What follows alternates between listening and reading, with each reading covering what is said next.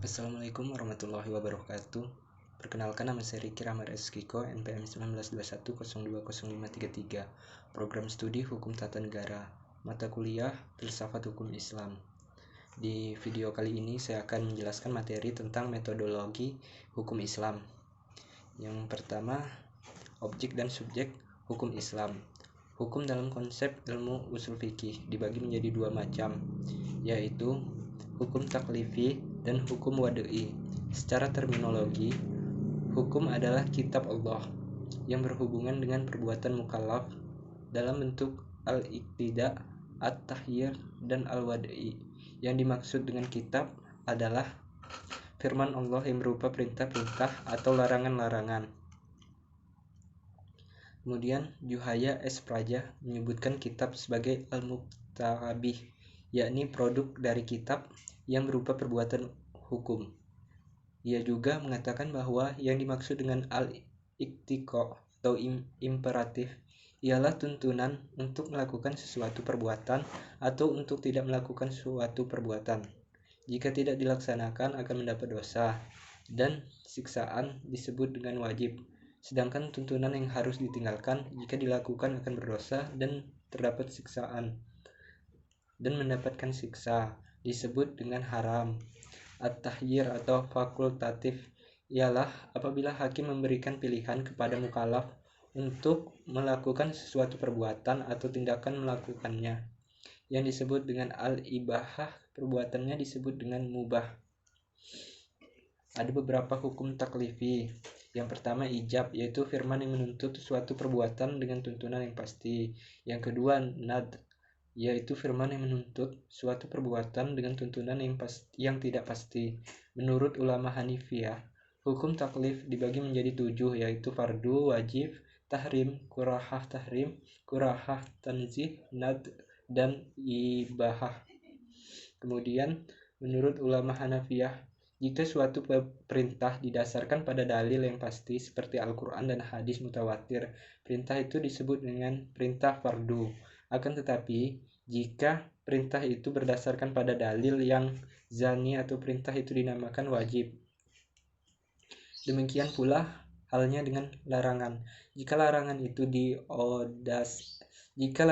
didasarkan pada dalil yang qat'i, maka ia disebut haram.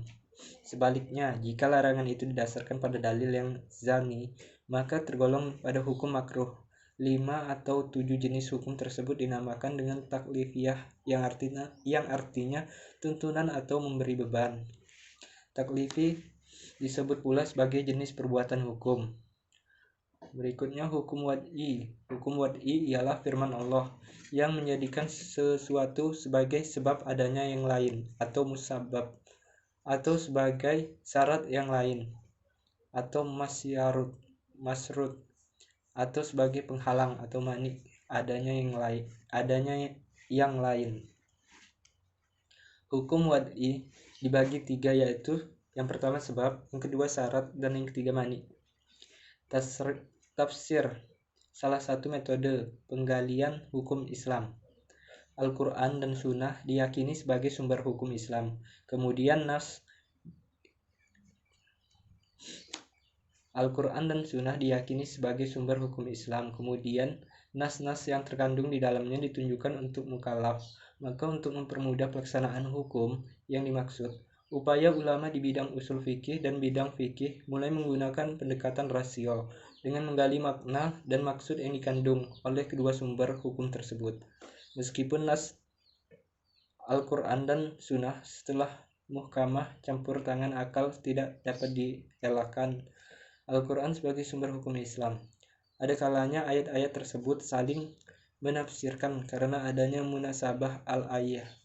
Tetapi tidak jarang ayat-ayat tersebut membutuhkan hadis untuk menjelaskannya atau melalui pendekatan ijtihad yang sepenuhnya menggunakan rasio. Munasabah al-ayah merupakan cara kerja akal yang ijtihadiyah karena akal mengupayakan sekuat mungkin untuk mencari dan membentuk paradigma penafsiran tersebut. Ijtihad sebagai metode penggalian hukum Islam. Ijtihad berasal dari kata jahda, artinya al-mayyakah, atau sulit, berat, susah, atau sukar. Menurut Rahmat Syafi'i, secara etimologis kata ijtihad artinya kesulitan dan kesusahan atau al-masyaqqah, juga diartikan dengan kesanggupan dan kemampuan. Kata juhda yang selanjutnya menjadi ijtihad diartikan sebagai pekerjaan yang dilakukan dengan sungguh-sungguh dan menggerahkan semua tenaga. Ijtihad ialah usaha maksimal untuk mendapatkan sesuatu. Jika tidak sungguh-sungguh, tidak dapat disebut ijtihad, melainkan takfir atau berpikir biasa dan sederhana.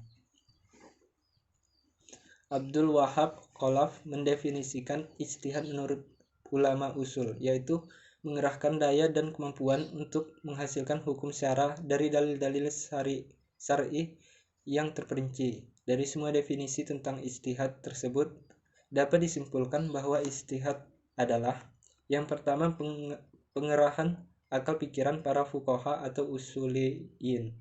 Kedua, menggunakan akal dengan sungguh-sungguh. Ketiga, berkaitan dengan hukum syar'i dan amaliyah. Keempat, menggali kandungan hukum syar'i dengan berbagai usaha dan pendekatan. Kelima, dalil-dalil yang ada dirinci sedemikian rupa sehingga hilang kezaniannya. Yang keenam, hasil ijtihad berbentuk fikih sehingga mudah untuk diamalkan. Mungkin sekian pembahasan saya tentang metodologi hukum Islam. Apabila ada salah-salah kata atau salah dalam pengucapannya, mohon dimaklumi. Saya akhiri, wassalamualaikum warahmatullahi wabarakatuh.